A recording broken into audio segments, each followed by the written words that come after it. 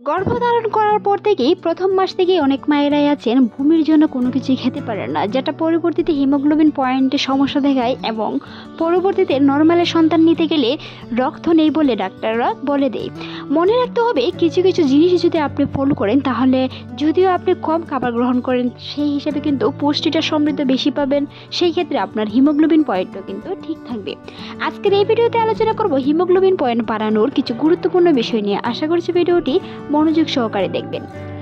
গর্ভবতী মায়ের রক্ত বাড়ানোর আয়রন সমৃদ্ধ খাবার অবশ্যই খেতে হবে, যেমন মাছ, মাংস, ডিম, ভালো মটরশুঁটি, শাক এবং সবুজ শাকসবজি এবং ফল যেমন আপেল, টমেটো খান। এছাড়াও ফলিক অ্যাসিড সমৃদ্ধ খাবার, ভিটামিন সি সমৃদ্ধ খাবার যা আয়রন শোষণে সাহায্য করে থাকে এবং প্রসব পূর্বকালীন ভিটামিন গ্রহণ করা প্রয়োজন। এই খাবারগুলো নিয়মিত গ্রহণ করার পাশাপাশি চিকিৎসকের পরামর্শ অনুযায়ী আয়রন সাপ্লিমেন্ট নিতে হবে।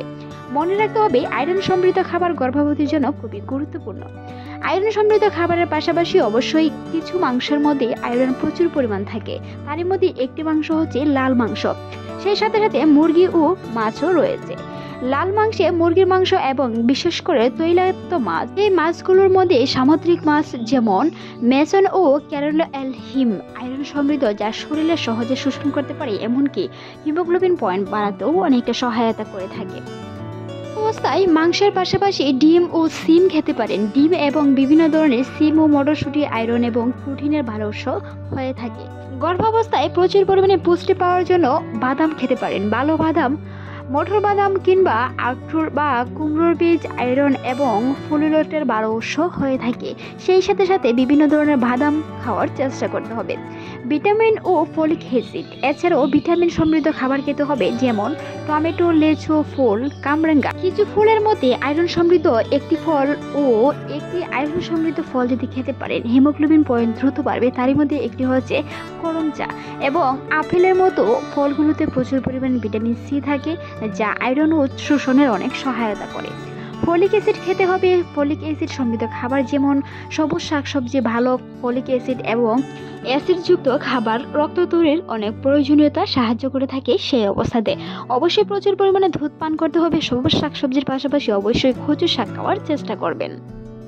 সেই খাবারের পাশাপাশি অন্য উপায়েও ভিটামিন আপনি গ্রহণ করতে পারেন। পর্ব প্রস্তুত ভিটামিনের মধ্যে গর্ভাবস্থায় একটি স্বাস্থ্যকর খাবারের মধ্যে ও প্রসব সম্পূর্ণ ভিটামিন গ্রহণ করা উচিত, যা রক্ত স্বল্পতা প্রতিরোধে অনেক সহায়তা করে থাকে। চিকিৎসার পরামর্শ অনুযায়ী অবশ্যই গর্ভাবস্থায় আয়রনের ঘাটতি হলে চিকিৎসকের পরামর্শ অনুযায়ী আয়রন সাপ্লিমেন্ট করতে হবে। সেই সাথে সাথে কিন্তু এই বিষয়গুলো আপনাকে অবশ্যই খোলামেলা কথা বলতে হবে, যেন আপনার আয়রন বা ভিটামিন কোনো ঘাটতি না থাকে। সেই বিষয়গুলো খেয়াল রাখতে হবে। যা কিছুই খান অল্প পরিমাণে খান, তবে পুষ্টি সমৃদ্ধির জন্য বেশি থাকে। গর্ভাবস্থায় ডিম খাওয়ার চেষ্টা করুন, অবশ্যই সকালে একটি এবং বিকালে একটি খাওয়ার চেষ্টা করুন। গর্ভাবস্থায় ভিটামিনের প্রয়োজনীয়তা শেষ নেই, তারই মধ্যে কিছু ভিটামিনের প্রয়োজনীয়তা কেন রয়েছে। গর্ভকালে মায়ের শরীরে লোহিত রক্তকণিকার পরিমাণ বৃদ্ধি পায়, যা ভ্রূণের অক্সিজেন সরবরাহের গুরুত্বপূর্ণ ভূমিকা পালন করে এবং আয়রনের ঘাটতি হতে রক্ত স্বল্পতা দেখা দেয়, যা না ও শিশুর স্বাস্থ্যকে ঝুঁকিপূর্ণভাবে তুলতে পারে। সেই সাথে সাথে প্রেমিজীয় শিশু সহ এমনকি কম ওজনের শিশু পর্যন্ত জন্ম নিতে পারে। কম ওজনের শিশু জন্ম নেওয়া, প্রতিবন্ধী শিশু জন্ম নেওয়া, সেগুলো ভিটামিন ঘাটতি কিংবা রক্ত স্বল্পতা পূরণের জন্য অনেক সময় হয়ে থাকে।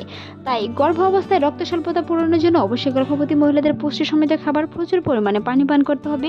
মনে রাখতে হবে, যে কোনো খাবারের পাশাপাশি অবশ্যই পানি পান করার চেষ্টা করুন। মর্নিং সিকনেস থাকাটা স্বাভাবিক। মর্নিং সিকনেস গর্ভ অবস্থায় একটি কমন বিষয়, তবে একই খাবার বারবার না খেয়ে অবশ্যই খাবার পরিবর্তন করার চেষ্টা করুন। তবে গর্ভ অবস্থায় কিছু ধরনের খাবার আছে, অবশ্যই এড়িয়ে চলতে হবে, নয়তো কিন্তু গর্ভপাত পর্যন্ত হতে পারে। গর্ভ অবস্থায় কিছু খাবারের মধ্যে এড়িয়ে চলার মধ্যে একটি খাবার হচ্ছে আনারস, তারই মধ্যে আরও একটি খাবার হচ্ছে কাঁচা কাঁঠাল। কাঁচা কাঁঠাল খাওয়া থেকে বিরত থাকুন, আনারস খাওয়া থেকে বিরত থাকুন, এমনকি আঙুর খাওয়া থেকেও বিরত থাকতে হবে। দূরে কোথাও ভ্রমণ থেকে শুরু করে ভারী কোনো কিছু বহন করা থেকে বিরত থাকতে হবে। সেইগুলো কিন্তু আপনার অনাগত সন্তানের বিরাট ধরনের ক্ষতির ও ঝুঁকির মুখে ফেলতে পারে। যদি বারবার বমি হওয়ার পরও কোনো কিছু খেতে মন না চায় কিংবা খাবারের প্রতি অনীহা আসে, তবে রুচি সমৃদ্ধ খাবার করার চেষ্টা করুন। যেটি আপনার রুচি হয় সেই খাবারটি খাওয়ার চেষ্টা করুন। তবে ভিটামিন সমৃদ্ধ সমৃদ্ধ বা পুষ্টি সমৃদ্ধ খাবার অবশ্যই খাদ্য তালিকায় রাখতে হবে।